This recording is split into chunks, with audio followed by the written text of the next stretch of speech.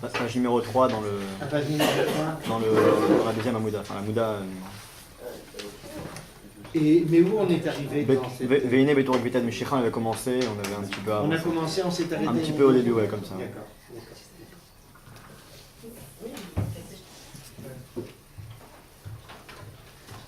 Brièvement, pour qu'on puisse terminer ça et passer à un nouveau sujet, pas moins important, Rav Kook nous dit la chose suivante. Il nous a expliqué qu'on a toujours besoin dans le peuple de deux courants, ou plus exactement de deux actions, de deux plans d'action. Il y a le plan matériel et il y a le plan spirituel. Le plan matériel, on en a besoin pour construire, on a besoin d'un État, d'une économie, d'une armée, etc. J'en passe des meilleurs, d'une technologie et autres. Et on a besoin d'un plan spirituel qui va donner un sens à tout cela. Un sens, c'est le cas de le dire, un double sens. D'accord? Sens dans le sens de raison d'être et sens dans le sens de direction. Où ça va tout ça? D'accord?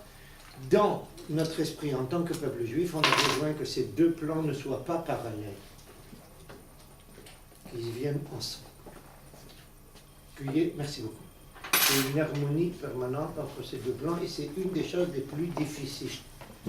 Les gens qui sont doués pour un des aspects ont trop souvent un problème avec le second. Que ce soit celui-ci ou lui. L'objectif du peuple juif est justement d'arriver à cette symbiose. Et c'est la chose la plus difficile. Parce que pour des tas de raisons, même humainement parlant, c'est pas du tout trivial. D'accord? Archav, et le Rav Kook nous a expliqué que ces deux rôles dans le peuple juif relèvent de deux personnalités qui ont été et qui restent les directions du peuple juif. D'un côté Yehuda et d'un autre côté Yosef. Yehuda étant responsable de l'avenir spirituel du peuple juif et le garant, même si c'est un dirigeant politique. Et Yosef, c'est celui qui est là, le personnage pour donner des solutions, apporter des solutions pratiques à l'existence du peuple juif. D'accord? C'est pour ça que durant toute l'histoire du peuple juif, on les a trouvés trop souvent, leurs descendants, en conflit. Pas au niveau de... À l'origine, vous vous rappelez que Yosef comprend que il a besoin de Yehuda, c'est Yehuda qui doit donner le ton ici.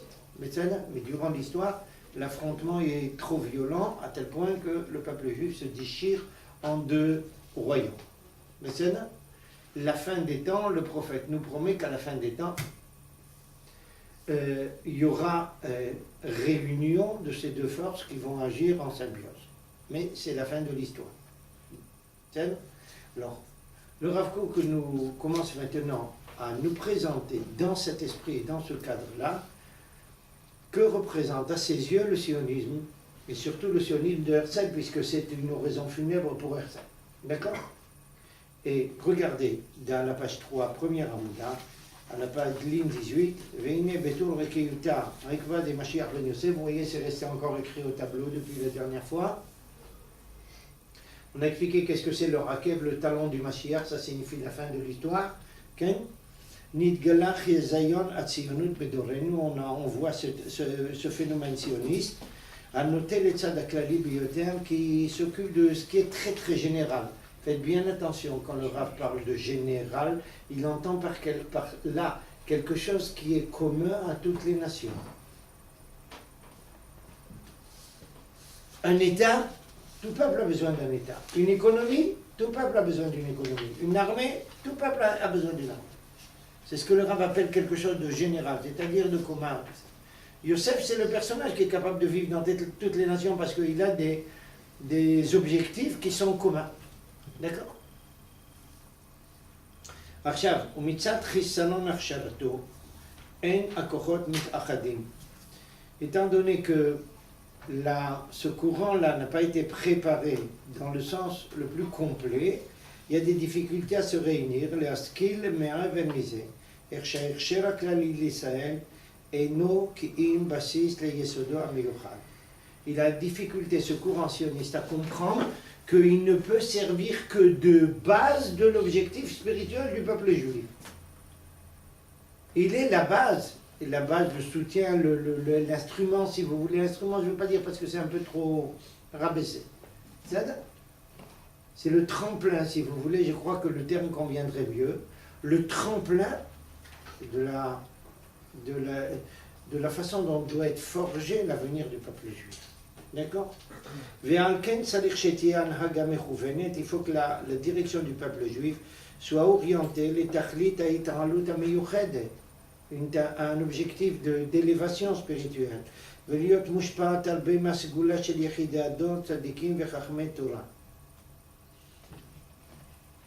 Je me permets de vous rappeler une nouvelle fois que je crains fortement que vous n'ayez pas eu souvent l'occasion de rencontrer des Talmidei Chachamim comme on en a connu par le passé. Vous rencontrez des rabbins et vous ne savez pas que nous ne sommes pas à la hauteur de nos prédécesseurs. Très très loin. Je peux vous donner un exemple dont j'ai eu la preuve pas plus tard que hier soir. Shabbat dernier, arrive à la yeshiva un Talmid Chacham, natif d'Europe. Quelqu'un qui est né dans un monde, je dis ça directement avec aucune connotation péjorative, bien au contraire, dans un monde très ashkénaze. Quelqu'un d'un certain âge, il devait avoir autour des 75 ans, il arrive à la yeshiva, il vient prier dans le Minyan Sfaradi. Je me suis dit, peut-être il ne sait pas qu'il y a un Minyan Ashkenaz, il n'a peut-être pas envie de prier avec des Sfaradim. J'ai envoyé quelqu'un du Minyan, je lui ai dit, va lui dire très poliment, délicatement, que il y a en bas un Minyan Ashkenaz, peut-être il préfère aller prier là-bas. La personne va le voir, lui précise très très poliment ça, et je vois de loin que le personnage lui dit, non, je veux être ici. Bon, tant mieux, on va que ça. À la fin de la prière, il s'avère, j'apprends, bon, j'ai vu tout de suite que c'était une tête de Talmid Chacham. Je ne lui ai pas posé la question. Quand on arrive à Kriyat Torah, je dis à celui qui invite aux gens de monter à Kriyat Torah, je lui ai dit, bon, fais-le monter à la Torah et pose-lui la question s'il est rabbin. Il va le voir, un jeune va le voir et lui dit, bon, il l'invite à monter à la Torah, il vient me voir, il me dit, moi je lui ai demandé quel est son nom, mais je lui demande s'il est rabbin, il me dit, il a tourné autour, il ne m'a pas répondu. Je lui ai dit, bon, alors dis-lui au gabaï qu'il l'appelle un rabbin. Bon, on l'a fait monter, il s'avère que le personnage n'est pas seulement rabbin, il est Rosh Yeshiva. Une personne de plus de 75 ans, à peu près 75 ans ou plus. À la fin, il y a le kidouche, pour ceux qui ont l'habitude, il y a le kidouche en bas et on remonte pour le cours. J'ai dit, on ne va pas faire descendre à la fin de la prière une personne comme ça, en bas, et on va la faire remonter. Je renvoie quelqu'un le voir, lui disant, écoutez, monsieur le rabbin, il y a un cours après. Si vous avez l'intention de rester au cours, si par hasard, alors il y a un kidouche là, mais je ne veux pas que vous descendiez, que vous remontiez. Mettez-vous à côté de la fenêtre, je vais faire le kidouche à haute voix, vous allez pouvoir l'entendre et on va vous monter un peu de kidouche d'en haut. Il n'a pas répondu, il n'a pas dit rien. Je descends en bas, et moi j'étais persuadé qu'il était resté, persuadé, j'ai dit si, il est là, il est en haut, il faut que je crie pour le kidouche qu'il l'entende. Alors j'ai crié pour le kidouche, une fois que j'ai fini le kidouche, je me retourne, il est derrière moi, il était descendu. Il est descendu pour écouter le kidouche. À la fin du kidouche, il est remonté en haut, tout ça. Il est resté au cours. Il a envoyé hier une lettre en disant, de ma vie, je n'ai pas reçu une lettre comme ça. Avec des louanges dans la façon dont on a prié, la façon dont on l'a reçu. Et attention, je vous préviens, c'est un Rosh Yeshiva Haredi, tout à fait Haredi, dont le fils étudie dans une yeshiva charédite où ils ne sont pas des grands fans de moi, pour le moins qu'on puisse dire. Il vient donc d'un tout autre monde. une lettre comme on n'en a jamais reçue, je vous garantis, personnellement jamais reçu une lettre comme ça de ma vie, avec des louanges sur la façon dont on sait les choses, et qu'il a dit qu'il a entendu des choses pendant le cours qu'il n'a jamais entendu nulle part. Il me demande que je veuille bien lui rendre un service et que je lui écrive ça, parce qu'il se rappelle du contenu, mais il veut que ça soit proféré dans les termes dont je me suis servi. Comme ça, il le transmettra ailleurs en mon nom, dans mes termes à moi. Et qu'il a dit qu'il a appris comment on doit prier, et qu'il a été extrêmement ému, et qu'à partir d'aujourd'hui, il lira les psaumes du Shabbat matin comme nous, on va les lire. Vous ne trouvez pas des gens comme ça maintenant? Ça, c'est la génération d'avant. On n'est pas à cette hauteur. Quelqu'un qui vous écrit avec modestie, sincérité, de façon pareille, et alors qu'il ne fait même pas partie du même monde a priori, c'est pas quelque chose qu'on trouve tous les jours aujourd'hui. D'accord? Mais c'était extrêmement courant par le passé. Il faut que vous le sachiez.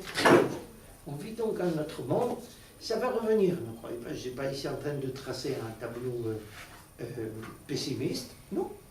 Mais c'est pas encore, tout doucement, tout doucement. On ne forge pas des personnalités pareilles comme ça en un jour. C'est un travail de génération de Talmidei Chachamim. בסדר? טוב, עכשיו, il fallait voir, il avait une question de halakha à la fin de la prière. Je peux même pas, j'aurais besoin de temps, je ne veux pas qu'on perde notre sujet. Sinon, je vais vous raconter comment il a posé la question. Il avait une question qui était, a priori, ce qu'on avait fait n'était pas conforme à la halakha telle que la plupart des gens la connaissent. Vous savez comment il m'a posé la question? Je lui dis juste le début, le reste, il m'a dit, j'ai vu que vous avez fait comme ci et comme cela, j'étais un peu surpris. Est-ce que vous pouvez m'expliquer pourquoi vous avez fait ça comme ça? D'accord? Comment font les gens maintenant quand ils arrivent à un endroit où ils trouvent quelque chose qui se passe autrement? זה לא ככה הלכה, למה אתה עשית ככה, אתה הלכת נגד השולחן ערוך? בסדר? עכשיו, revenons vers notre sujet. עכשיו, אז הוא אומר, pour ça que je vous dis, pourquoi je vous ai parlé de ça, parce que le Rav dit on a besoin, les gens ont besoin de comprendre quelle est la place de Talmidei Chachamim dans tout le renouveau du peuple juif. Il le précise au moment où il parle sionisme. Et le Rav Kook ici, comment dire ça, prend très très à cœur le fait qu'il y ait des connexions entre le mouvement sioniste et le monde religieux, surtout le monde des Talmidei Chachamim. C'est pour ça qu'il dit qu'il faut faire attention que personne ne perde de vue que tout le renouveau sioniste doit servir de tremplin au renouveau de toute l'âme juive. Et pour ça on a besoin de Talmidei Chachamim obligé. עכשיו, ולעומת זה, ההכרה, en parallèle, d'un autre côté, de par ailleurs si vous voulez, ההכרה שהחפץ לחזקם של ישראל והתנערותם בתור אומה חיה עם כל צרכיה החומריים, toute cette volonté de renforcer le peuple juif, de le réveiller en tant que peuple vivant, avec tous ses besoins matériels, שהוא דבר נכון, c'est quelque chose de tout à fait exact, que שמצטרף לכל התכונה הראויה, quand il se joint à toute l'activité qui est nécessaire, גם עד כה, שלא הצליחה במעשיה, le fait qu'il n'y a pas eu cette symbiose-là, a provoqué que ça n'a pas trop réussi, ce manque de réussite, גרם לסכסוכי דעות ורווחים, à des conflits entre frères, שהלכו בדרך מסוכנת כזאת, עד שהמנהיג הראשי נפל חלל מעוצר רעב ויגון, le מנהיג הראשי c'est Herzl, et là on s'était arrêté la dernière fois. D'accord? Le Rav Kook voit Herzl décédé avant terme, combien il avait 39 ou 40 ans, je ne sais pas combien, pas plus, tous les cas était tout jeune. Et il voit ça comme Moshiach ben Yosef qui est tombé. בסדר? למשיח בן יוסף כתוב. עכשיו, על כן ראוי, le Rav Kook ne savait pas lorsqu'il écrivait ça que c'est bien plus que Herzl qui est tombé. À cause de ça, il y a 6 millions qui sont tombés. 6 millions ne sont tombés qu'à cause de ça. Vous savez pourquoi je parle comme ça ou non? S'il n'y avait pas ce conflit violent entre le monde religieux et le monde sioniste laïque, les Juifs seraient venus en Israël au lieu d'aller en fumer à Auschwitz. Les rabbins leur ont dit, beaucoup de rabbins leur ont dit, vous ne montez pas en Israël, vous allez venir laïque. Ils leur ont interdit de venir en Israël. Entre l'entre-deux-guerres en Europe, la quasi-totalité des rabbins ont interdit aux Juifs de venir.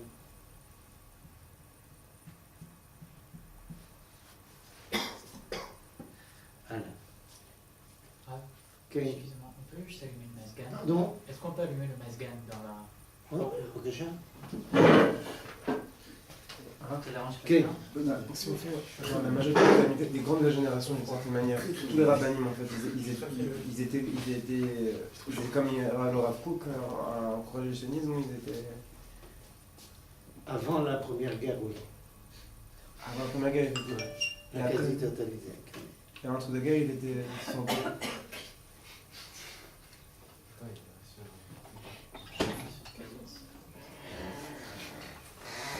Avant la première guerre, il n'y avait quasiment aucun géant du peuple juif qui était antisioniste. Il y a un seul géant qui n'a pas voulu se prononcer pour, mais il n'a pas parlé. C'est le Rav Mibrisk, le grand-père du Rav Soloveitchik aux États-Unis. D'accord? Mais il n'a pas parlé contre. Il a refusé de soutenir. Quel Merlouvet. Et justement, sur la même question, souvent une tana qu'on dirige vers nous. Qu'est-ce qu'il faut répondre à Comment? Souvent une tana qu'on dirige contre nous. Qu'est-ce qu'il faut répondre à quelqu'un qui nous dit ça justement? Qui nous dit que la plupart des grands rabbins d'Europe étaient contre le sionisme. Quelqu'un peut raconter que ma grand-mère était de Thaïlande. Elle peut raconter, elle n'était pas de Thaïlande. Non, c'est effectif, mais qu'est-ce qu'il faut répondre? Excuse-moi. Qu'est-ce qu'il faut Si répondre on à ça? raconte des sornettes, c'est faux. Mais en fait, j'en sais pas plus que lui, moi. Alors moi, Alors, excuse-moi, quand quelqu'un vient t'attaquer avec une argumentation forte, qu'est-ce que tu dois faire dans n'importe quel domaine? Pas seulement dans ce domaine. Non, on cherchait bien Si entendu. quelqu'un en physique, en maths, en chimie, j'en sais rien quoi, te dit des âneries, ou il te dit quelque chose qui te semble surprenant ou inadéquat, qu'est-ce que tu fais? Ouais, Tu ça- vas aller potasser. Mais il fait la même chose ici. Mais il y avait très peu de livres, c'est un problème. Il y a très peu de livres. Tu veux que je t'emmène maintenant avec 200 rabbins? Non, mais Tu veux? Oui, Ça je nous demande. prend 10 secondes aller, 10 secondes retour. donnez-nous des livres peut-être qui sont. Non, ici, il est là. Je te le mets tout de suite. Alors, tu rentreras à la Sifria. Il y a un livre qui s'appelle Shivat Zion, qui a été publié en 1891, contresigné par plus de 200 de tous les géants du judaïsme en Europe. Tout le monde soutient le retour en Israël. Ils n'ont pas toujours parlé en termes de sionisme herzélien. D'abord, ils n'étaient pas toujours mêlés à ça, peu importe, mais ils parlaient de reconstruction du peuple juif en terre d'Israël. Et l'exigence là, qui nous incombe de venir s'installer ici. Tous les gens. Ça s'appelle Shivat Zion, ça fait exactement 33 ans. Chaque Yom HaAtzmaut, je parle d'une des personnes comme ça ou de plusieurs d'entre elles. D'accord? D'accord, qu'est-ce qu'il nous raconte des sornettes? Des sornettes. À l'entre-deux-guerres, c'était une autre chanson. Pourquoi? Il faut que vous sachiez qu'il y a une raison à ça. En 1903 ou 1904 arrive la deuxième Aliyah, après un peu plus tard la troisième Aliyah, et la quatrième Aliyah, ces trois Aliyot-là étaient virulemment anti-religieuses. Et elles ont créé un contexte différent en terre d'Israël, qui a provoqué une rescousse, une secousse, pas une rescousse, excuse-moi, une secousse en Europe, et il y a une réaction violente contre. Mais ça, comment on appelle ça en terminologie moderne? Il y a un certain Tommy Lapide et Yair Lapide qui sont montés au gouvernement, qui ont commencé à taper sur les religieux. Alors les religieux ont réagi. Comment on démolit le peuple juif quand on le déchire? Ne croyez pas que je suis méchant contre Yair Lapide autant que tous les religieux le sont. Non. Je pense qu'il y a des choses qu'il fait qui sont positives, il y en a d'autres qui le sont moins. Et je pense qu'il est beaucoup moins virulent que son père. Son père était un personnage insupportable. Lui, à mon avis, il est un peu plus normal. Il n'est pas tout à fait ce que nous voudrions. Mais il n'est pas aussi virulent que son père. Son père était très virulent. C'est là. Pourquoi? Le père est un rescapé des camps de concentration, éduqué par les chrétiens. Alors, il ne faut pas chercher à midi à 14. Top. C'est quoi les motivations de tous ces anti-religieux qui sont venus, quand ils ont fait leur alliance? C'était quoi les raisons principales du coup? J'ai pas compris, tu parles, ils n'ont pas fait Ils leur sont venus alliance. tout simplement pour des questions de sionisme. Pourquoi ils ont fait leur alliance? Ouais. Une excellente question. Une excellente question. Et c'est une question auquel ils sont incapables de répondre eux-mêmes. La seule réponse qu'ils avaient, c'est qu'ils cherchaient un refuge.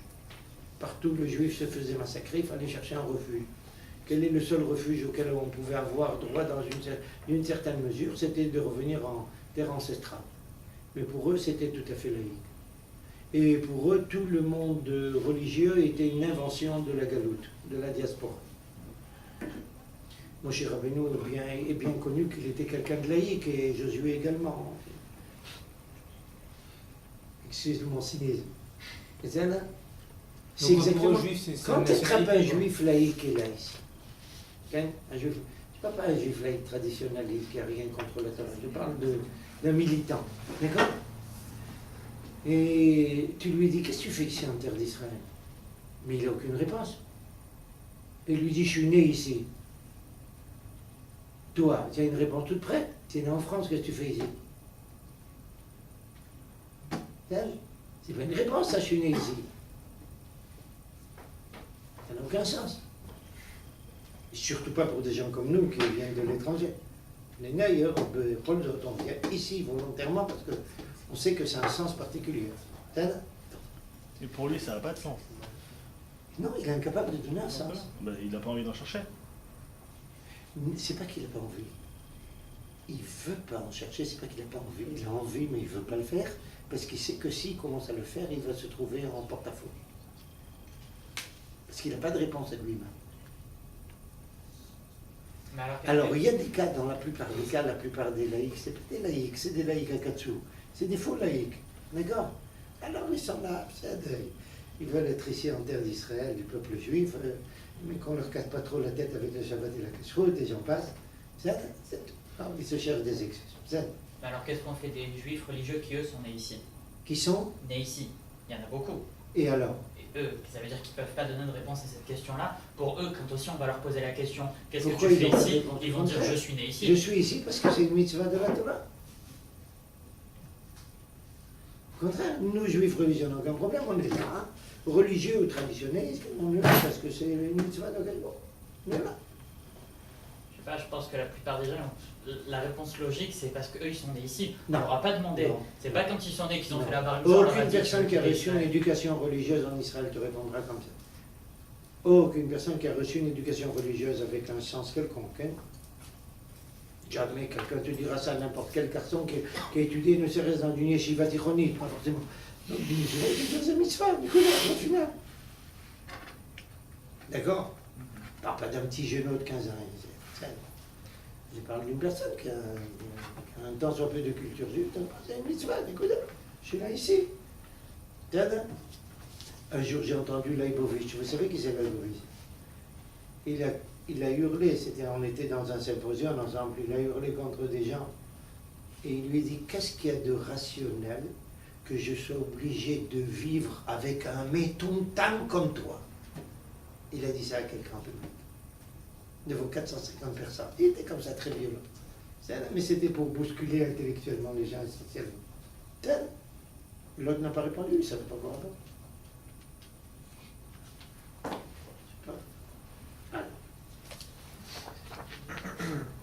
עכשיו, על כן ראוי לנו לשים לב, להשתדל לנטיית ההתאחדות של ארץ יוסף וארץ יהודה. C'est cette prophétie de la fin des temps, l'arbre de Joseph et l'arbre de Yehuda, la façon de dire tout ce qui se développe de chacun d'entre eux. Il faut tout faire pour essayer de réunir ça.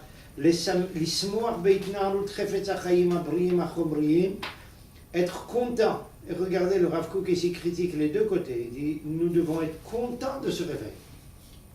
Même s'il n'est pas encore tout ce que nous voulons qu'il soit. Mais on doit être content. הבריאים לשמוח בהתנהלות חפץ החיים הבריאים החומריים המפרם בכלל האומה. לדעת שהתכונה הזאת, que tout ce mouvement-là, tout ce branle-bas-là, ces tchounas, c'est dans le sens de branle-pas. Et natachlitam chez l'Israël, ce n'est pas l'objectif final, qui est הכשר הגון, une préparation adéquate, כשיגודם על פי דרכו. וכשאינו מתנהל למטרת ההכנעה לצד הרוחני והשאיפה אליו, quand il n'essaye pas de plier à ses objectifs tous les courants spirituels. Alors, Elkon נחשב כערך מלכות אפרים, ça devient comme מלכות אפרים, שנעשו רוגה בלי הפוכה, מפני שעזבו מקום מים חיים. בסדר? טוב. עכשיו, regardez, passez maintenant à la deuxième colonne, parce qu'il faut qu'on avance un petit peu. Passez à la ligne 66, s'il vous plaît. Et maintenant, le Rav revient une nouvelle fois sur cette idée qui lui tient extrêmement à cœur. Il faut empêcher la déchirure entre les deux parties du peuple juif. Aval ha'hipardut ha'amuka, cette séparation profonde, alo shoresh ha'machloket be'Israël. C'est la source de tous les conflits. Al ken af al pi she'hanavi diber beremez, Mikol makom tirgem Yonatan ben Oziel vegila hadavar. Il nous a révélé, vous vous rappelez que Yonatan ben Oziel avait traduit un certain verset, que la terre a tremblé 400 par ça sur 400 par ça, ça veut dire 1600 km sur 1600 km. Une façon de dire tout a tremblé, toute l'existence et tout l'être a tremblé. כי כל זמן שלא הוכשר הדור להשוות הנטיות ולכוללם, tout le temps que la génération n'a pas été préparée à réunir, à provoquer cette symbiose, כי אם נכווה, כל אחד נכווה מחברו, chacun était bouillanté par l'autre. Écoutez un professeur laïc du Technion parler d'un rabbin Haredi et un rabbin Haredi d'un professeur du Technion ou d'une autre université. Chacun déverse toute son amertume sur l'autre. Le Rav ne veut pas ça, il se bat contre ça. Il se bat contre ça. Et il faut se battre. Vous êtes ici, j'espère que de vous sortiront des gens qui iront expliquer à tout un chacun, vous êtes malade. Vous avez besoin d'aller en, comment on appelle ça, en cure. Betavra. Cure de désintoxication. Cure de je sais pas quoi. Non, mais ça pour la vigne qu'on a besoin des deux aspects, les bons là. On a besoin des deux choses, il faut qu'elles vivent ensemble. עכשיו,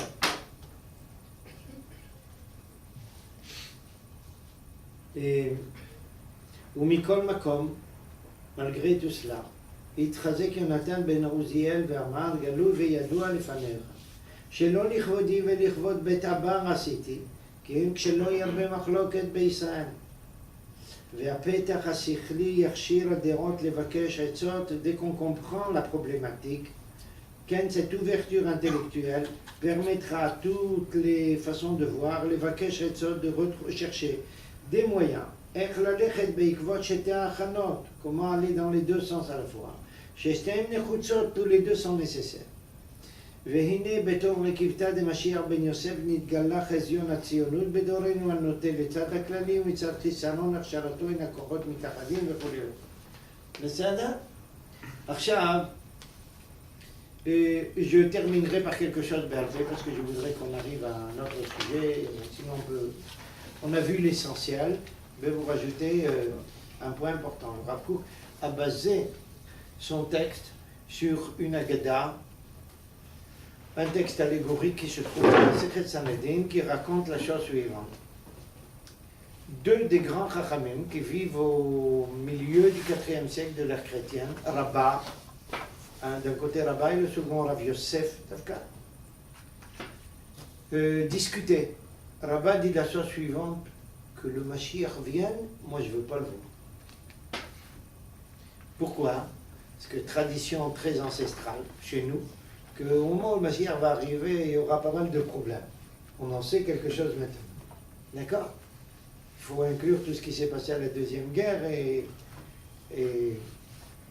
tout ce qui suit après, sur le plan humain ou bien sur le plan spirituel, sur tous les plans. Alors là-bas, il dit, moi, qui vient, je ne veux pas être là quand il vient. D'accord?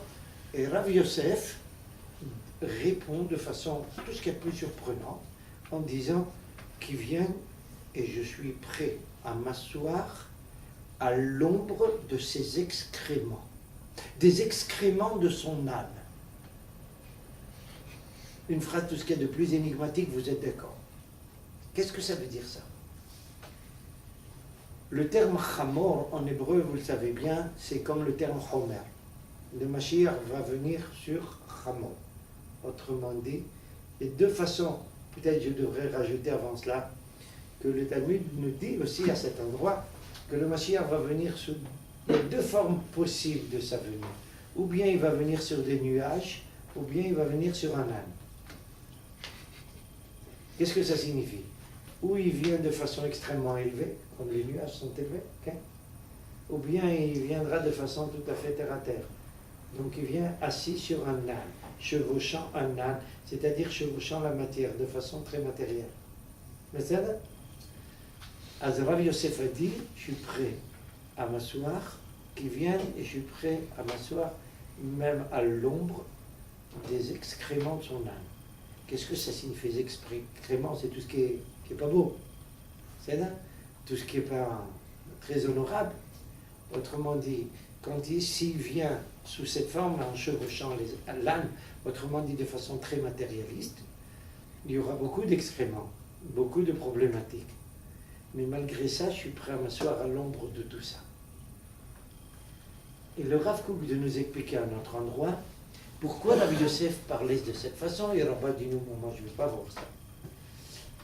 Le Rav Kook nous dit que Rav Yosef, à partir d'un certain âge, a perdu la vue, il est devenu aveugle.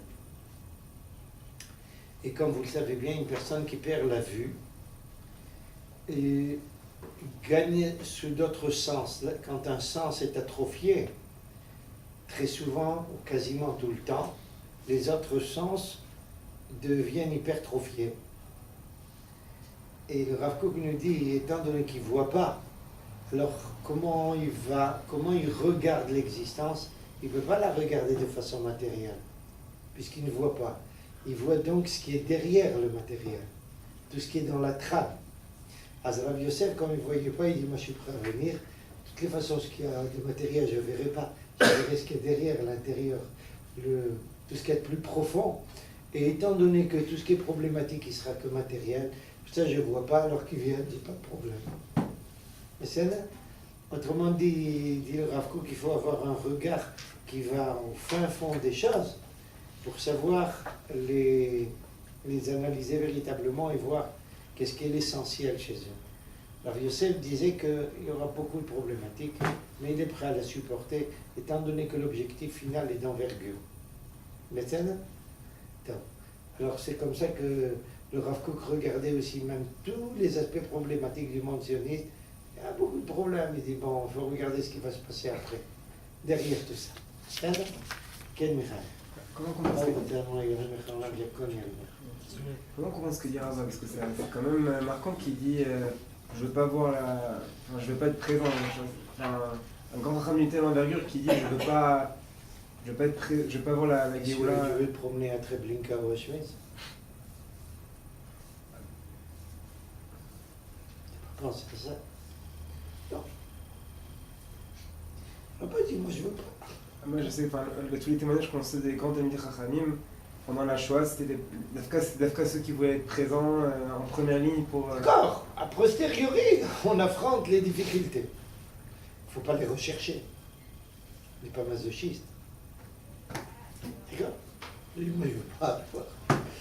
Rabat ne serait pas suicidé si le Mashiach était venu de son temps. D'accord? C'était un souhait qu'il a formulé sans plus. Mais ça, maintenant, puisqu'on parle de Haggadah de nos Chachamim, alors je vous ai amené une Haggadah très, comment dire ça, tout ce qui est plus incompréhensible et tout ce qui est plus antirationnel. D'accord? Allez-y. Ah, c'est pas ce que c'est. Amenu arena yabrachot shtamchi chelik alef. Amenez.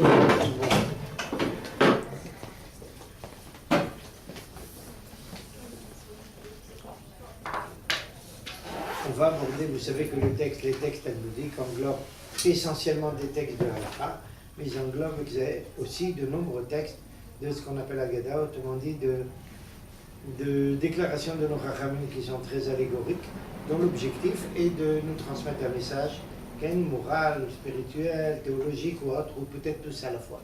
D'accord? Mais très souvent, ils sont rédigés dans un style, tout ce qu'il y a de plus incompréhensible et surprenant dedans.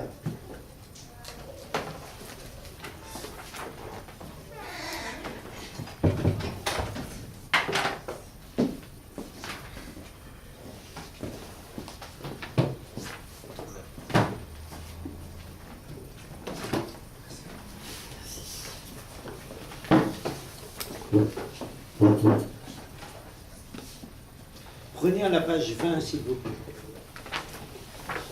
On va étudier un texte, tout ce qui est plus ésotérique. D'accord? Alors, on va tous se retrouver très très vite au fin fond du Moyen-Âge en Europe. C'est ça, là?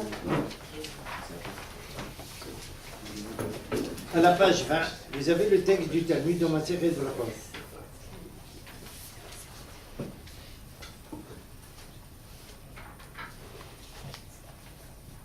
Et je sais que... Alors, ça commence à la page 19, je crois que c'est...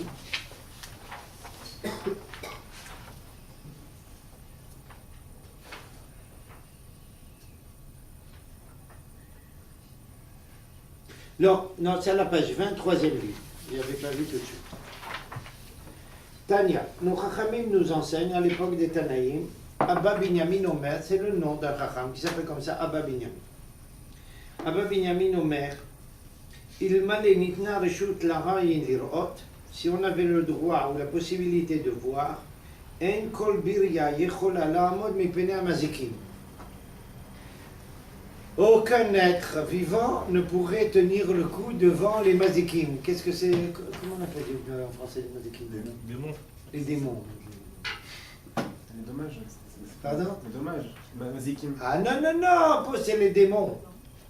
Ça, c'est les démons. Au sens étymologique du terme. C'est ça là. C'est ça. Alors d'accord, si on avait la possibilité de voir, alors on serait effrayé parce qu'on se retrouverait avec des démons de tous les côtés. D'accord, vous voyez, on trempe en plein dedans. Vous allez voir ce que dit le Talmud. Amar Abaye, et Abaye rajoute là-dessus, renchérit, Inun fiché minam. Ils sont beaucoup plus nombreux que nous. Vekaim et Alam qui kissent la Léougia, ils sont autour de nous. Comme, comment on appelle ça en français, ça je ne sais pas. Vous savez, quand il y a un arbre qui est planté, on fait autour de l'arbre un espèce de... Un sillon. Pardon? Un sillon. Non, sillon c'est tout droit. C'est quelque chose de circulaire ici. Pardon? Je ne sais pas comment ça s'appelle, mais enfin vous me suivez. Autour de l'arbre, on fait comme une espèce de petite cuvette pour mettre de l'eau, etc., pour l'arroser, pour arroser les racines, etc. D'accord? Ça s'appelle Kisla Léouvia. D'accord? Alors, on est, vous voyez, on est tous là ici, il y en a plein autour de nous, et ils nous tournent autour dessus. D'accord? C'est vrai ou pas? Pardon? Qu'est-ce que ça dit, Benjamin? C'est vrai ou pas? Parce que sinon, je ferais des cochons. On va voir, j'en sais rien. Regarde. Attends d'abord, tu dois savoir, il y a la suite.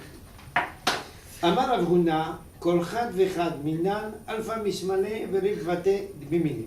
Chacun d'entre nous, on en a 1000 à droite et 10 000 à gauche. Inverse. ou 10 000 à gauche et... Non, pardon. 1000 à gauche et 10 000 à droite, pardon. Sheneimar, Yipol mitzidecha elef, urvava miminecha. Il ramène même un verset de Tehillim qui vient confirmer tout cela. Amar Rava. Et Rava de nous rajouter un peu. Haï dochaka deave bekala minayu. Le dochak, je vais vous expliquer d'abord quelque chose. Il y avait en Babylonie pendant près de 1000 ans, peut-être même plus, ce qu'on appelait des journées de Kalla. Qu'est-ce que c'est Kalla? C'était des espèces de journées d'études, pas des espèces, c'était des journées d'études de Torah pour tout le peuple juif. Il y avait des gens qui venaient de pays éloignés, quelquefois des milliers de kilomètres pour participer à cela. Ça avait lieu 2 fois dans l'année, au mois de Nissan et au mois de Elul. Au mois de Hadar, pardon, et au mois de Elul. Et ça se passait en Babylonie. Il y a des gens qui venaient d'Afrique du Nord, de Pologne, de France, d'Italie, et j'en passe et des meilleurs. Ça s'appelait Kalla. Pourquoi ça s'appelle Kalla? Il y a beaucoup à dire là-dessus, laissez tomber ça pour l'instant. Quand viennent des milliers, peut-être des dizaines de milliers de juifs à ces journées d'études, vous comprenez bien qu'on est serré là-bas. Alors Rava vient nous informer de quelque chose d'extrêmement important. Pendant ces journées de Kalla, si on se sent, chacun qui se sent très serré, il doit savoir pourquoi il est très serré, c'est à cause de tous ces démons-là, parce qu'ils nous gênent un peu de tous les côtés. D'accord? C'est ce que dit Rava. Je n'ai pas besoin de vous dire que quand quelqu'un n'a pas de respect pour la Torah et pour les Chachamim, il lit une histoire pareille, bon, ces gens-là, ils ne sont pas tout à fait normaux. Mais c'est là. עכשיו, הני ברכי דשלהי מנין הוא הרי. Et tous les genoux qui faiblissent, quelquefois, c'est à cause d'eux. D'accord? Si quelquefois on a des difficultés à marcher, le genou nous pèse, c'est à cause de tous ces démons-là. Hanemani de Rabbanan de Balou, tous ces habits des Chachamim qui s'usent, mais c'est à cause de leur frottement. עכשיו, הני קרעי דמנקפן מן האלו, et chaque fois qu'on a les jambes ou les membres qui tremblent et qui se cognent, c'est à cause d'eux. D'accord? Vous avez donc des explications à tous vos problèmes physiologiques. Alors maintenant, évidemment, après tout ça, s'ils sont tellement actifs, ces démons, ça commence à devenir intéressant. On voudrait bien quand même les voir. Alors comment on peut les voir? Regardez ce que dit le Talmud. Haïman débarré les midales. Celui qui veut savoir comment ils sont et les connaître, l'aïté kitma nehila venedar apuria. Il faut qu'il amène de la cendre, okay? De la cendre blanche, venedar apuria, et il va la répandre tout autour de son lit. D'accord? Ou bet safra, le matin, Chazé qui carvait des tanegolta, il va voir sur cette cendre des traces de pieds de poule ou de coq, peu importe. D'accord? Ça vous rappelle tous les démons du Moyen-Âge, avec les. Vous avez les pattes de poulet, avec une tête d'homme, etc. Vous connaissez tout ça. C'est ça? Alors, c'est pas terminé. La recette n'est pas terminée. Attendez. Ayman débarré, ça c'était pour celui qui veut savoir leur existence. Alors il va voir les traces de pattes de poulet, etc. Alors, Ayman débarré les merzinu, celui qui veut pas seulement savoir leur présence, connaître leur présence, mais les voir véritablement. Laïté shiliata de shunata, qu'il aille chercher une matrice de chatte. D'accord? Ou kamta ou kamta, mais il faut que la chatte elle soit noire et que sa mère aussi était noire de peau, de poil. Bukhrayata ba bukhrayata, qu'elle soit une chatte aînée et sa mère aussi. D'accord? Veli kleye benura, il faut griller ça tout ça, prendre la matrice et la griller dans le feu jusqu'à ce qu'on la réduise ensemble. Veli shrike, puis ensuite comment dire ça, moudre tout ça, okay? Jusqu'à ce qu'on obtienne une poussière. Vele maïle le aïne mine, se mettre ça dans les yeux, ok? Se mettre ça dans les yeux. Vechazer les roues. Et à ce moment-là, il pourra les voir. D'accord? Alors, si vous voulez essayer la recette. D'accord? Regarde, le technicien il sera très content parce qu'il y a tellement de chats qui se promènent ici, il ne savent pas quoi en faire. Il faut juste chercher un peu de généalogie. Vous comprenez qu'avec des agadotes pareilles, de deux choses d'une. Ou les chachamim sont fous, ou bien ils nous disent des choses sous des formes qu'on est incapable de comprendre. D'accord? J'espère que vous avez bien compris que la deuxième option est exacte. Et maintenant, regardez ce que le Rav Kook va nous expliquer de tout ça. Tout ça, c'est pour vous habituer un petit peu au monde de la Torah et à la façon de parler de nos Chachamim. Toujours très comme ça. Vous savez que les Chachamim, ils ont un sens de l'humour cinglant. Les Chachamim Talmud cinglant. C'est là? Ok. Je voulais rapporter, genre, quand on était petit dans les colonies de vacances, genre, on disait à chaque fois le soir, quand on dormait le soir, on disait toujours, on parlait des Shindalettes et des démons, on disait que Rachi les avait chassés de la France, et bon, c'était possible qu'ils sont revenus. En courant. Comment il les a chassés de la France? Il y a 60 millions. Ils sont revenus en courant. Je sais que, quand j'étais petit, on a... Non, il faut appeler les 700 000 juifs. C'était une colonie chrétienne. Hein. Non mais il n'y a pas de... C'est une blague, c'est pas... Il n'y a pas de... Et si pour lui, ça Donc, viens, on va écouter ce que nous raconte le Rav Kook.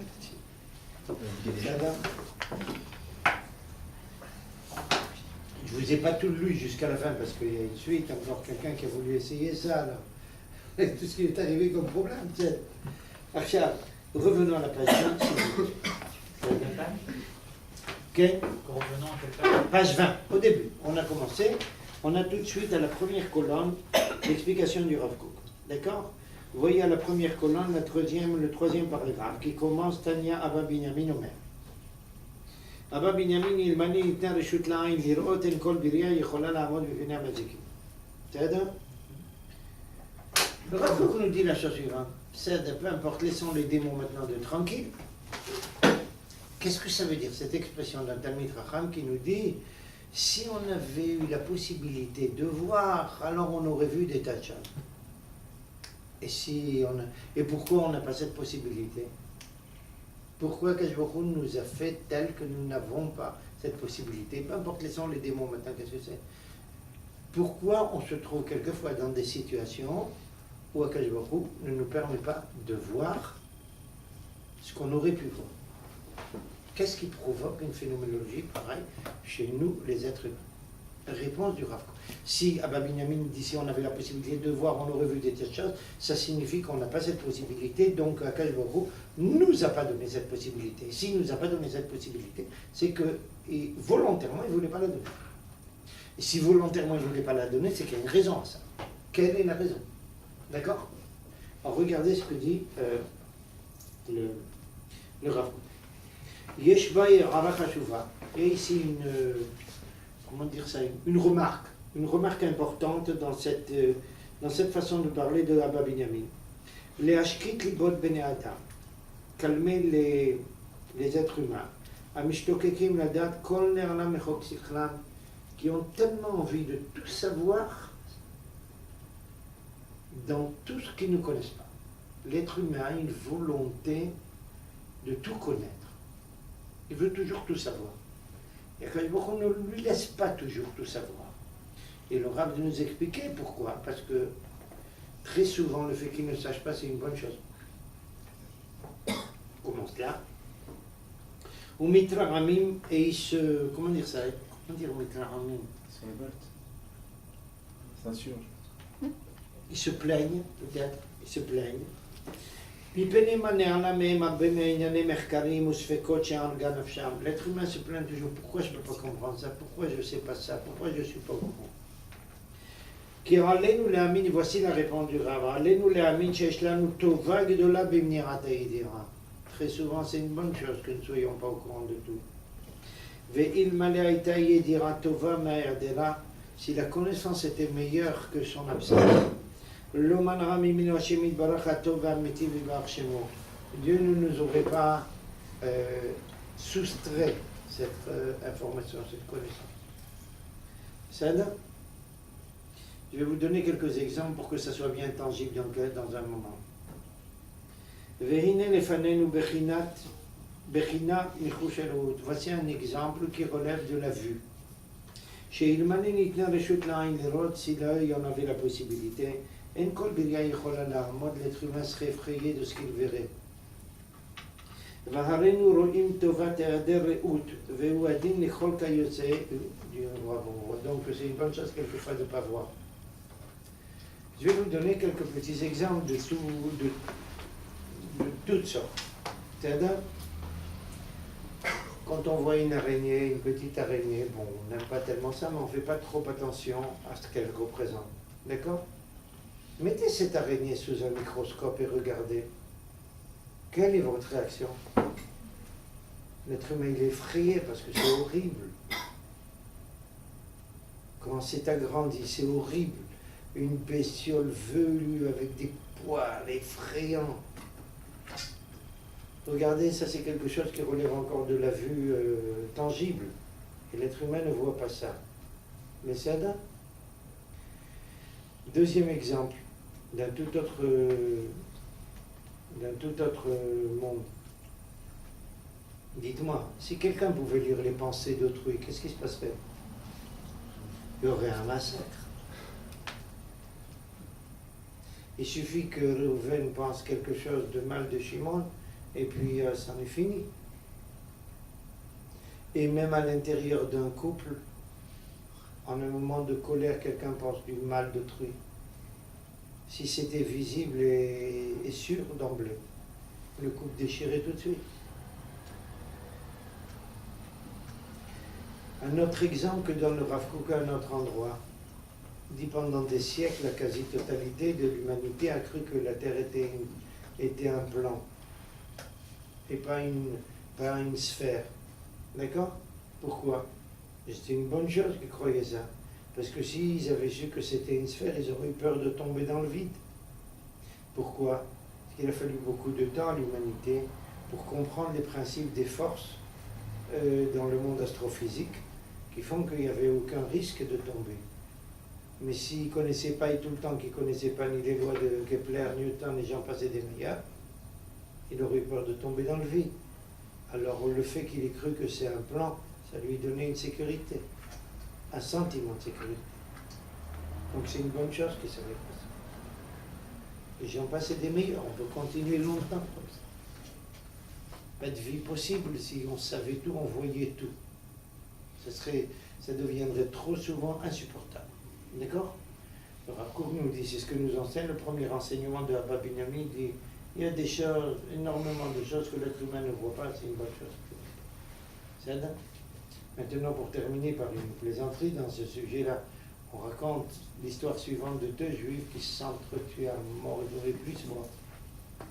Veille de Yom Kippour, un vient chez l'autre, on lui dit bon, maintenant c'est veille de Kippour, il faut se pardonner, il faut terminer ça. D'accord? Il dit bon, viens, on en termine avec nos divergents et nos différents, pardon, et on ouvre une nouvelle page. L'autre lui dit d'accord, je suis d'accord, mais je pense que ça suffit pas. On s'est tellement de temps, on s'est tellement accroché.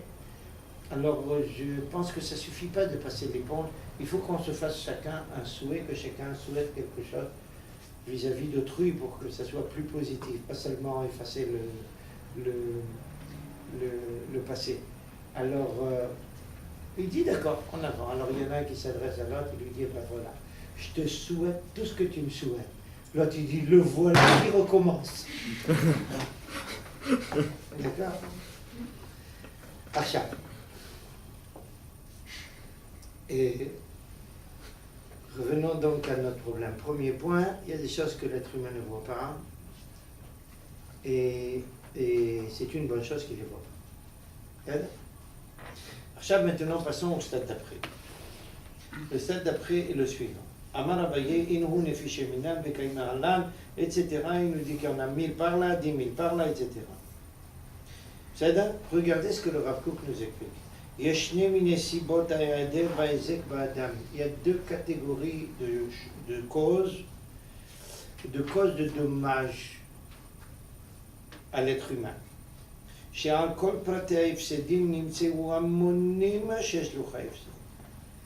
Dans chacune d'entre elles, à propos de chacun des détails, des éléments de toutes ces causes-là, il y a des milliers de façons de provoquer ces dommages. C'est-à-dire, comme il y a des milliers de forces pour maintenir l'existence, il y a des milliers de causes qui peuvent provoquer des dommages à l'être humain.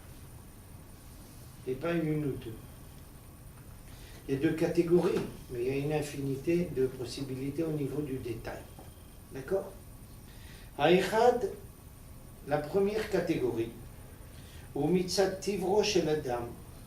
Première catégorie qui peut provoquer dommage à l'être humain, c'est quelque chose qui relève de notre nature à nous. Okay? Chez nous, telefsed velara bederech hateva, chez nous, talou klal b'maasav. Il y a des choses qui chez nous, même de notre nature, peuvent provoquer des dommages, mais qui ne sont pas conséquents de notre comportement. Et vers Chéni, chez Bamitzad Me'ansaf, il y a des dommages qui découlent de notre comportement. Donnons un exemple élémentaire. Nous sommes faits de matière périssable.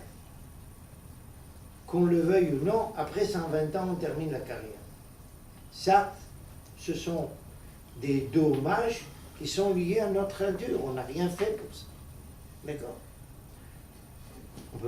Maintenant, par contre, il y a des choses qui peuvent découler de notre comportement. C'est-à-dire, on peut agir dans un sens où ces dommages sont provoqués par notre comportement. On n'a pas besoin d'être très génial pour comprendre que si on prend de l'arsenic, c'est pas garanti qu'on continuera longtemps. D'accord? C'est pas quelque chose qui vient de notre nature, qui vient de notre comportement. Et sans aller aussi loin que de prendre de l'arsenic, on peut prendre des cigarettes, par exemple, une chavila de cigarettes par jour pour garantir un bon cancer des poumons. Excusez-moi d'être comme ça, un peu cynique. Ça, c'est des dommages qui découlent du comportement de l'autre. D'accord? Des choses qui relèvent de notre nature et des choses qui relèvent de notre comportement, au niveau des dommages. Alors, vous avez compris qu'est-ce que c'est de la droite et la gauche maintenant? Quand on parle de mazikim, de démons, alors je vais, pour vous éviter ça, parce que je ne sais pas combien de temps encore devant nous, il y aura beaucoup de temps, tout ce qu'on appelle mazikim, que tous les goïms ont transformé en espèce de poule à être humain et de Satan quand 20 ans de chat ou de loup, j'en sais rien, tous ces bêtises de monde goïm de toutes les générations. Chez nous, la notion de démon signifie la chose suivante: une force qui provoque des dommages. Toute force dans l'existence, toute force ou toute phénoménologie qui provoque un dommage est appelé démon. Mazik. Pas besoin du terme démon. Démon, c'est très français, chrétien, j'en sais rien quoi. Chez nous, ça s'appelle mazik. Tout ce qui est mazik, ça s'appelle mazik. Gilouï américain. D'accord? Il existe des phénoménologies dans l'existence qui provoquent des dommages. Comme quoi? Et il y en a deux catégories. Il y en a une qui relève de notre nature, c'est à gauche, et il y a une autre qui relève de notre comportement, c'est à droite. Pourquoi à gauche et à droite? On va parler dans quelques instants. Alors comprenez bien que quand nos Chachamim nous disent qu'il y a 1000 démons à droite, à gauche, et il y en a 10 000 à droite, comprenez ça comme ça. Il y a 1000 façons pour l'être humain de subir des dommages qui relèvent de sa nature, et il y en a 10 000 qui relèvent de son comportement. D'accord? Mais regardez ce que font les Chachamim. Ils nous expliquent ça avec dans un langage très tsiouri, comme on dit tsiouri. Allégorique. Pardon? Allégorique. Non, cherche-moi Imagé. quelque chose de tio. Imagé. Pardon? Imagé. Très imagé si tu veux, qui relève de la terminologie dont tous les goyim se servent tout le temps. Mais c'est ok.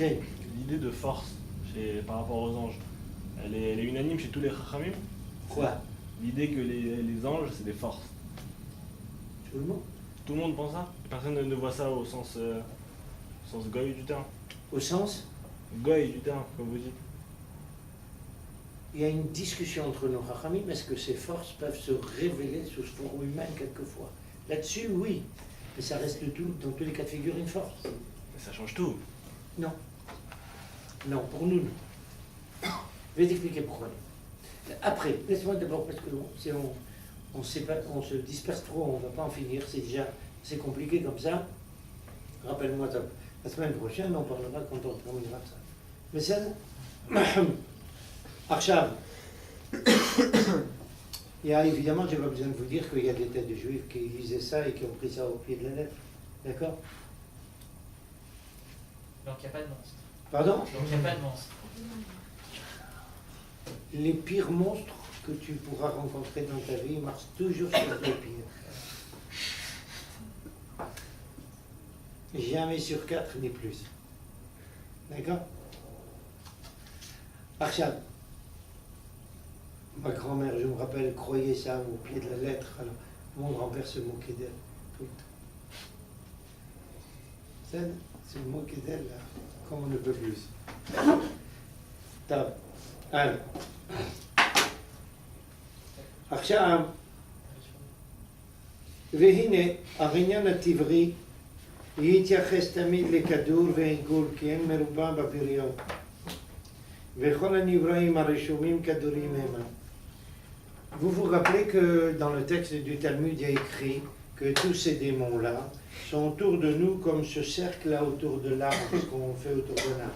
Le Rav est en train de nous expliquer pourquoi la forme circulaire. Sachez que dans la conception juive, la forme circulaire est toujours l'expression d'une loi fixe, indépendante du comportement de l'être humain. Quand on veut parler de quelque chose qui est indifférencié, dans le sens qui s'applique à tout le monde, sans différence, on prend toujours une image circulaire. Pourquoi? Un cercle, c'est le lieu géométrique de tout ce qui est éloigné d'un point, la même distance. Ça signifie qu'il y a un centre, il y a quelque chose qui agit sur tout le monde de façon égale. Prenez un exemple, chaque loi de la nature est toujours représentée dans les conceptions théologiques et plus particulièrement la Kabbalah juive, la mystique juive, sous forme circulaire. D'accord? L'image est toujours circulaire. Donc, quand vous entendez chez nos Chachamim vous dire quelque chose, que quelque chose est très circulaire, c'est une façon de dire c'est indifférencié pour tout un chacun.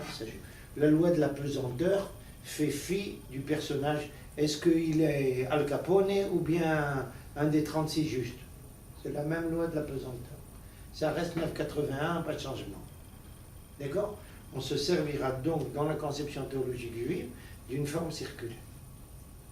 Par contre, quelque chose de différencié qui tient compte du comportement de l'être humain sera toujours représenté par une droite, ou au moins un segment, parce qu'il y a un début, un milieu, une fin. C'est-à-dire qu'il y a quelque chose de proche, il y a un peu loin et un peu plus loin. D'accord? Et pourquoi il n'existe pas de forme carrée dans la nature? Aucune forme carrée. Forme circulaire, rien. Forme carrée, rien. Même des droites, vous ne trouverez pas. C'est une façon de dire, ça, c'est pas quelque chose qui relève de la nature. D'accord? Une petite remarque, pour que vous compreniez comment est conçue et forgée la langue hébraïque. Comment ça s'appelle la nature en hébreu? Teva. Teva. Comment on appelle un anneau en hébreu? Tabra.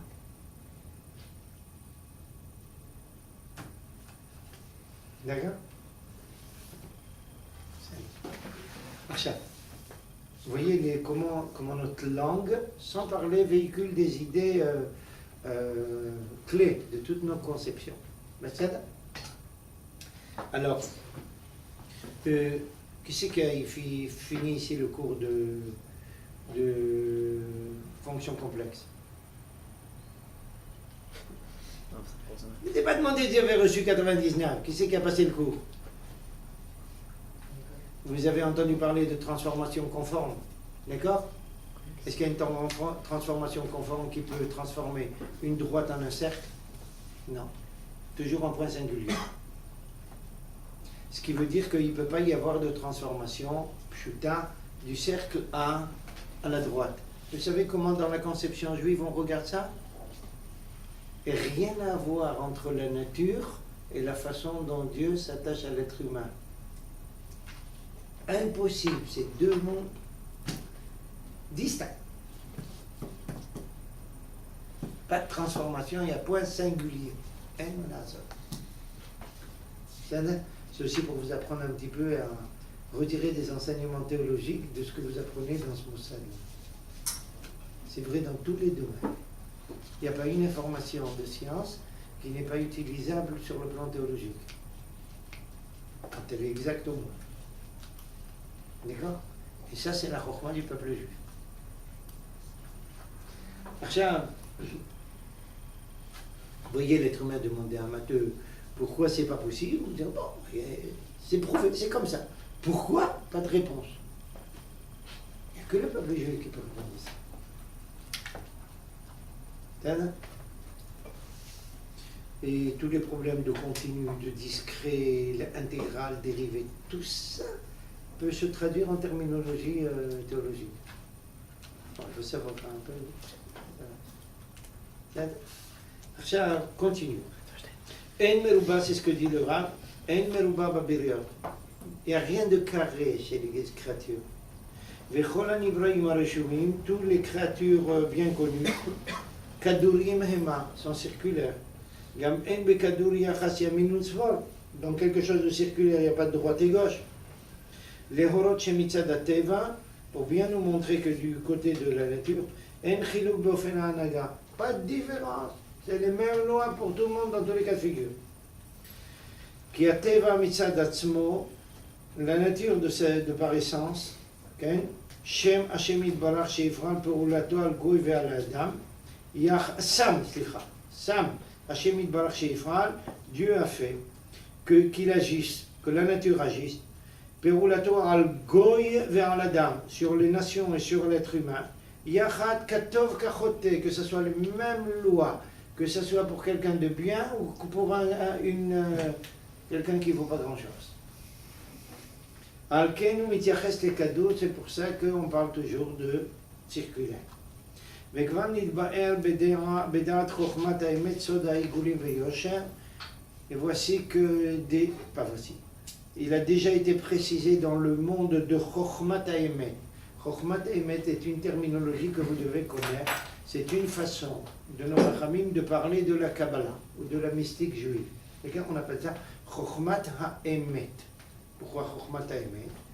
C'est ce qui nous révèle tout ce qui est dans le filigrane, dans la trame de toute notre existence, qui est bien plus important que ce que nous pouvons voir de nos propres yeux ou par nos sens ordinaires.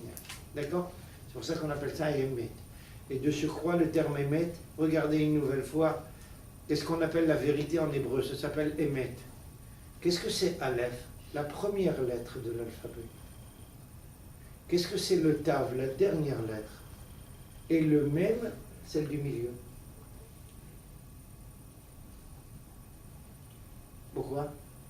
C'est une façon de dire il n'y a de vérité que celle qui englobe tous les aspects, du début jusqu'à la fin, en passant par tous les intermédiaires. Ça là? Le Rav nous dit, il y a ce qu'on appelle Sod Rigulim V'Yoshet la Kabbalah. Rigulim, les cercles, Murima Anagat Ivrit, représente la façon dont Dieu gère le monde naturel. V'Yosher, la droite, More Anaga Mitzad Ha'Maasim, la façon dont Dieu gère le monde par rapport à notre comportement. Chez Bazé, Yeshamin Usmol, là il y a aussi droite et gauche. Qu'est-ce que c'est droite et gauche? Droite, c'est Midat HaChesed, et la gauche, c'est Midat HaDin. Est-ce que Dieu va agir vis-à-vis de nous? Bechesed ou Chas v'Shalom le F? D'accord? C'est ce qu'on appelle la droite et la gauche. Vechol Praté d'Arché Anagata Adam, tous les détails dans la gestion de l'être humain, Bifchira, Ken, Bazé, Reshumim sont marqués. Al Ken, Al Dvar Mazikim. Concernant tous ces mazikim, démons, entre guillemets, je m'excuse, vous êtes traduit démon parce que c'est comme ça qu'il faut traduire. Mais le terme, j'espère que vous avez compris qu'il est tout à fait inadéquat. C'est notre terme. Pour nous, on ne parle pas de démon, on parle de mazikim. Écoutez. Mazik, c'est quelque chose qui provoque du dommage. Ça.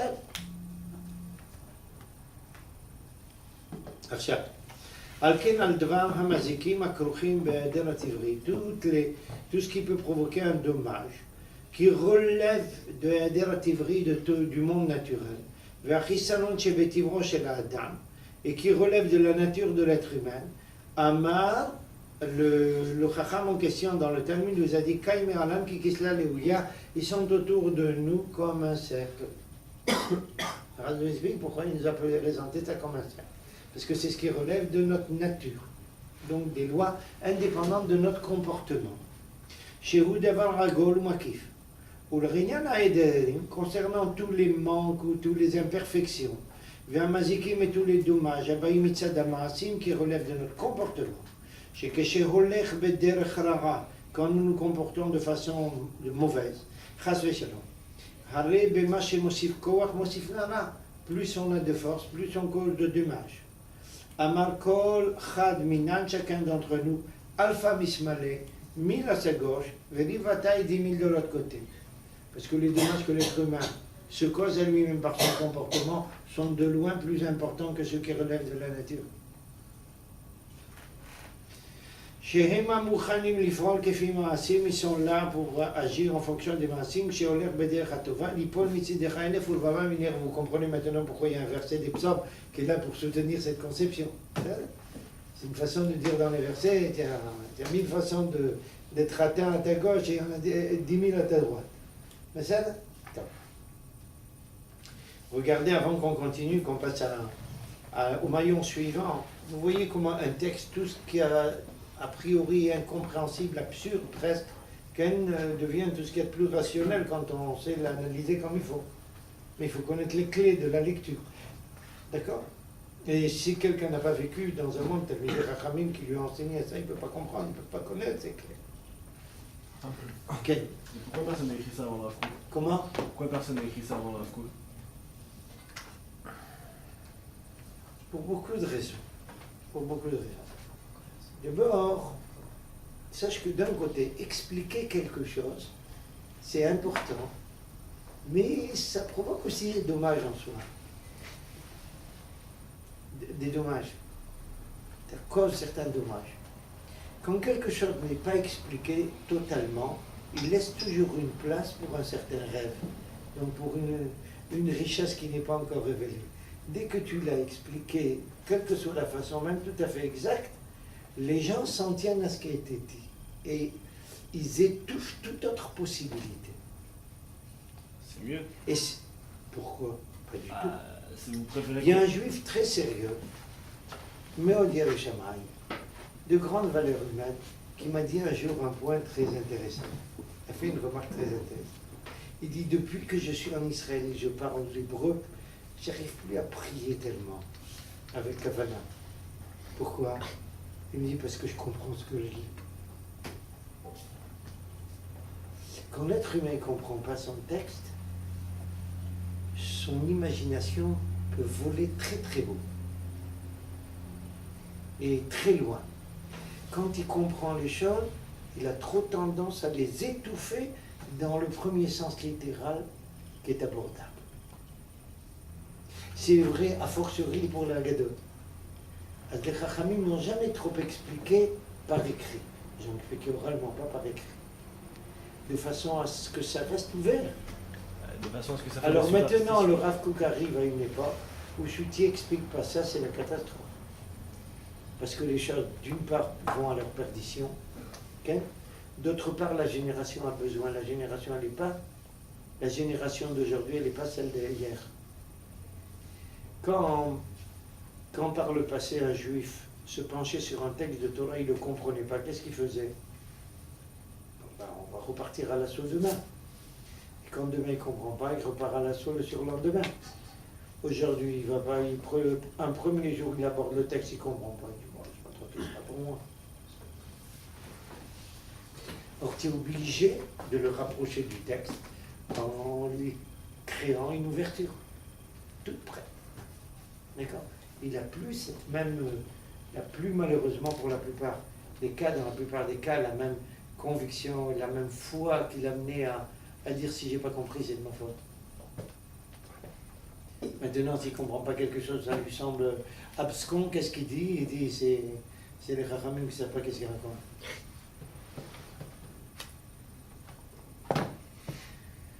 Une petite information importante. Tu sais quel âge avait le Rav Kook quand il a écrit ça? Vous savez quel âge il avait? 18 ans. Il a 18 ans quand il écrit cet ouvrage. Vous voyez qu'est-ce que c'est un personnage d'envergure. Ça va? Archab. Bon, je dois un peu vous libérer maintenant. Je crois qu'on ne va pas continuer maintenant. J'espère que vous avez compris que quand on parle de cendre et de matrice de chatte, etc., c'est une image qu'il faut expliquer. D'accord? Alors on l'expliquera la prochaine fois et on continuera la prochaine fois.